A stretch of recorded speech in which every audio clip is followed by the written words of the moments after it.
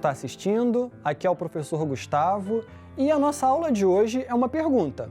Eu quero saber se o desenvolvimento sustentável é possível. E aí nós vamos pensar juntos até chegar a uma resposta, beleza? Não sei se essa resposta de vocês vai ser igual à minha, mas vamos pensar juntos, é o que importa. Então a primeira coisa que eu vou fazer é dividir esse título com vocês. Por quê? A gente tem duas palavras bem importantes: desenvolvimento e sustentável.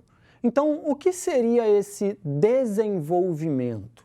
Se a gente pensa em desenvolver, a gente pensa em algo que está envolvido e que a gente vai desembrulhar, vai desenvolver. Então, desenvolvimento teria a ver com você retirar as amarras, retirar os obstáculos, retirar os impedimentos, né, que estão atrapalhando alguém ou algum país de chegar no seu objetivo. Então, isso seria desenvolvimento.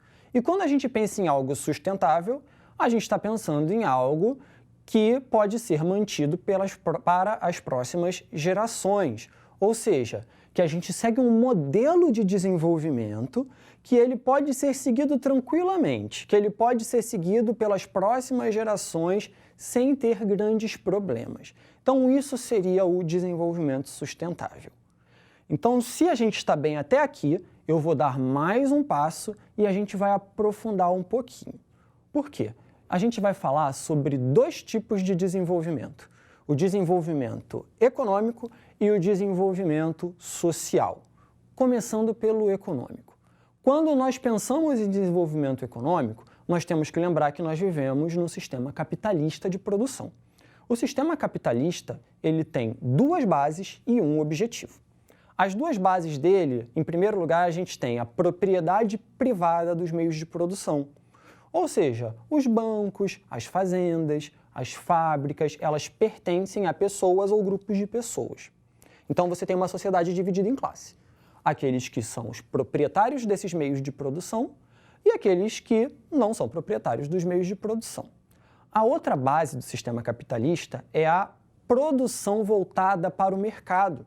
Ou seja, os produtores de alimentos, os produtores de itens industrializados, eles competem entre si pelos mercados para ver quem vende mais. Quem vende mais consegue mais lucro, certo? Então, acabei já dando uma colinha de qual seria o objetivo. O objetivo é acumular o capital, acumular o lucro. E tem um trunfo dentro do sistema capitalista, que é a exploração do trabalho. Quanto menos você gasta remunerando e garantindo dinheiro ao trabalhador, mais você tem lucro. Como é isso, Gustavo? Quanto menos você gasta e mais você vende, maior o lucro. Então, a gente vai ver que muitas vezes o trabalhador ele é afetado dentro dessa busca pelo lucro. Guardem essa informação que ela é importante.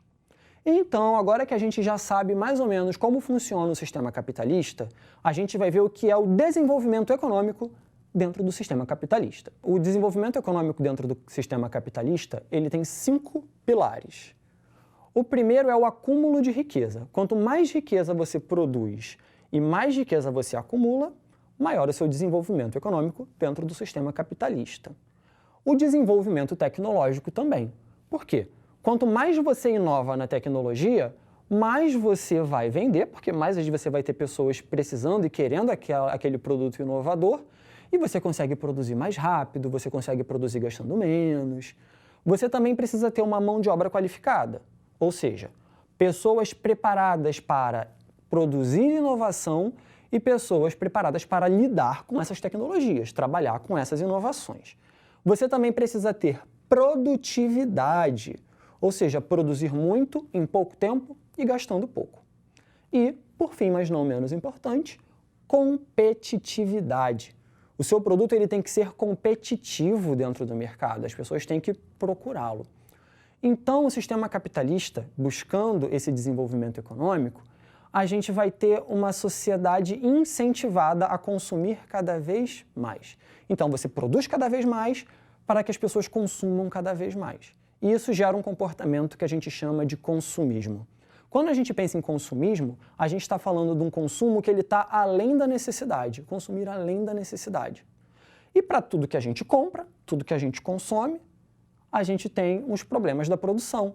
Para você produzir uma camiseta, por exemplo, você precisou desmatar uma área de floresta, precisou plantar algodão, gastou água com esse algodão e tudo mais, certo? Então, tudo que a gente compra tem um custo. Então, num sistema onde você retira muitos recursos da natureza para poder garantir o desenvolvimento econômico, você tem um problema, certo?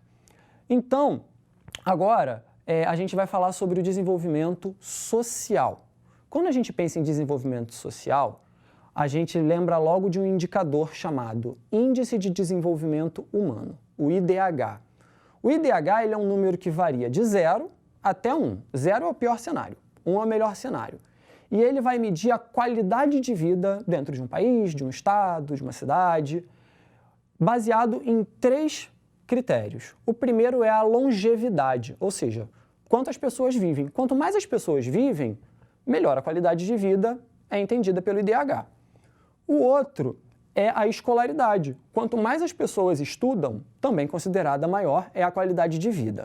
E, por fim, a gente tem o PIB per capita, né? PIB é a produção de riquezas. Per capita é uma expressão do latim, que significa por cabeça ou por pessoa.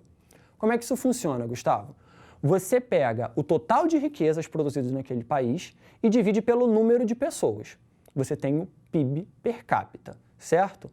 O PIB per capita, ele não é um indicador assim muito confiável. Por quê? Porque a gente não vive numa sociedade igualitária. Se a gente pega o PIB do Brasil de 2019 e divide pelo número de habitantes do Brasil, a gente vai ter algo entre 3 e 4 mil reais por mês por pessoa. O que significa que uma família de 4 pessoas teria um rendimento de 12 a 16 mil reais por mês. E a gente sabe que isso não é a realidade da maior parte dos brasileiros. É porque a gente tem um pouquinho de pessoas muito ricas e a maior parte da população muito abaixo disso. Só que a conta não considera essa desigualdade. Ainda assim, num sistema que explora o trabalho e num sistema que é baseado na produtividade, visando o consumismo, a gente vai ter um desalinhamento entre o desenvolvimento econômico e o desenvolvimento social, onde muitas vezes eles não vão corresponder. Gustavo, isso é uma coisa só dos países capitalistas? Não. O mundo já passou por algumas experiências socialistas, como na União Soviética, onde também se buscava o produtivismo e isso gerava problemas de retirar recursos da natureza e de poluir muito. Mas eu vou falar para vocês do caso do Brasil. Então, para isso, eu quero projetar essa imagem aqui para vocês. Essa manchete vai dizer que o Brasil sai da lista das 10 maiores economias do mundo e cai para a 12ª posição do ranking, né? O ranking do PIB, que é um dos elementos que mede o desenvolvimento econômico. Então, o Brasil seria o 12º colocado no ranking do PIB. Agora, olha essa próxima. No desenvolvimento, na manchete principal, Índice de Desenvolvimento Humano 2020 revela como o planeta sustenta os países mais ricos. E a gente vai ver ali a setinha vermelha apontando, mostrando que o Brasil está no número 84 desse ranking. A gente está vendo que não tem uma correspondência, né? Ou seja, a riqueza que o Brasil produz, ela não se traduz em boa qualidade de vida para toda a sua população. Gustavo, mas quem seriam esses campeões do IDH? Vamos dar uma olhada aqui, ó. A gente tem aqui, ó, em primeiro lugar, vamos lá, marca texto. Em primeiro lugar, a Noruega.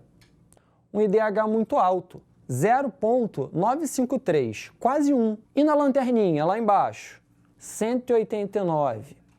A gente tem o país Níger, na África. Um IDH baixo, 0,354.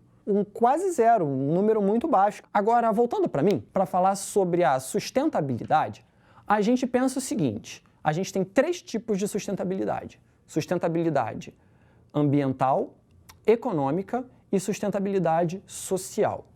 Então, vamos começar falando da sustentabilidade ambiental, mostrando essa manchete. A Amazônia tem o maior desmatamento para o mês de abril em uma década, diz Amazon. Desmatar uma floresta como a Amazônia, que tem uma biodiversidade absurda, grandes reservatórios de água, é um grande risco para o futuro da humanidade. Se a gente continuar desmatando dessa forma, não sobrarão recursos para as gerações futuras. Então, a gente não tem uma sustentabilidade ambiental, porque esse modelo não vai se sustentar para as próximas gerações, beleza? Então, eu quero projetar mais essa imagem falando sobre sustentabilidade ambiental. São duas manchetes. Áreas conservadas no planeta crescem, mas a biodiversidade segue ameaçada, o que mostra que o nosso modelo de explorar os recursos naturais tem um custo e que não se sustenta por mais muitas gerações. Depois, o mar recebe um caminhão de lixo plástico por minuto. Ou seja, isso só vai mostrar que a gente não tem um modelo sustentável.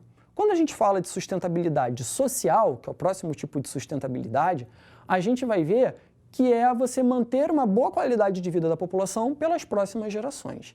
E as manchetes também não são muito animadoras. Pesquisa: 19 milhões de brasileiros passaram fome em 2020. E depois um dado da Índia. Pandemia na Índia gera miséria e fome a milhões de pessoas. Como vamos sobreviver assim? A gente vê que toda essa retirada de recursos e toda essa poluição visando enriquecer, visando aumentar o consumismo, aumentar os lucros, isso não está se refletindo numa situação de sustentabilidade social, de qualidade de vida para a população. Então, esse modelo ele é problemático. E ainda tem a sustentabilidade econômica, onde a gente vê que muitas empresas são absolutamente irresponsáveis, entram em crise e o governo que deveria ajudar a população acaba gastando esse dinheiro para ajudar empresas que não tiveram aí responsabilidade dentro da sua gestão. Então, quando eu volto para essa pergunta aqui e me pergunto se o desenvolvimento sustentável é possível, a gente precisa de uma mudança. A gente precisa reformular qual é a nossa prioridade. É incentivar o crescimento baseado no consumismo? Ou a nossa prioridade ela é garantir qualidade de vida e garantir que a gente tenha recursos naturais para as próximas gerações? Daí eu falo para vocês, houve uma série de reuniões, houve uma série a partir da década de 1960, como a gente tem aí começando com o Clube de Roma, que são reuniões de várias lideranças de vários países, onde vão se preocupar com essas questões ambientais. Então a gente tem o próprio Clube de Roma, ele começa a surgir como uma preocupação quando os países pobres começam a se industrializar.